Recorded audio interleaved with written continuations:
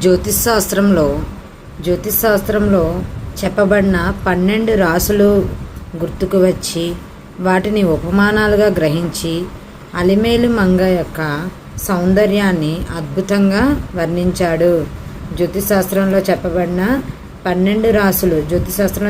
12 రాసులు గురించి ఉపమానాలుగా, ఉపమానం అంటే ఊహించి గ్రహించి రాసింది అలివేలు మంగ సౌందర్యాన్ని అద్భుతంగా వర్ణించాడు అన్నమయ్య. కొన్ని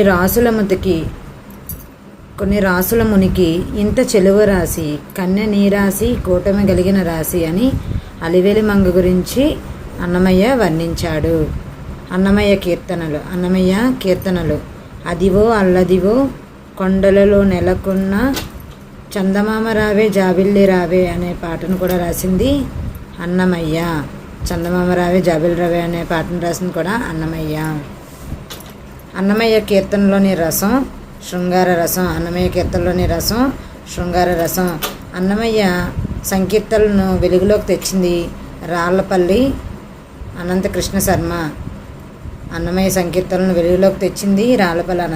శర్మ.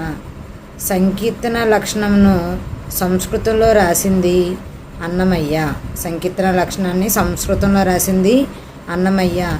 సంకీర్తన లక్షణానికి వ్యాఖ్య రూపంలో సంస్కృతంలో రాసింది తాళపాక పెద్ద తిరుమలాచార్యుడు.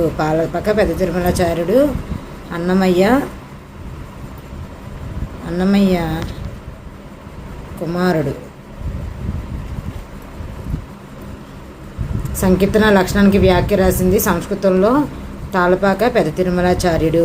సంకీర్తన లక్షణాన్ని తెలుగులో రాసింది తాళపాక చిన్న తిరుమలాచార్యులు. సంకీర్తన లక్షణాన్ని సంస్కృతంలో రాసింది తాళపాక అన్నమయ్య.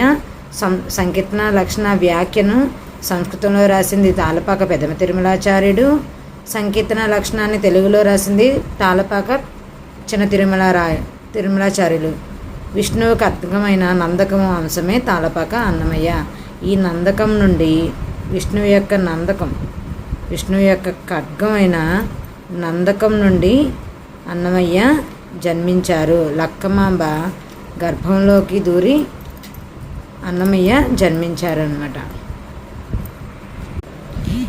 తాళపాక అన్నమయ్య గురువు ఘన విష్ణువు.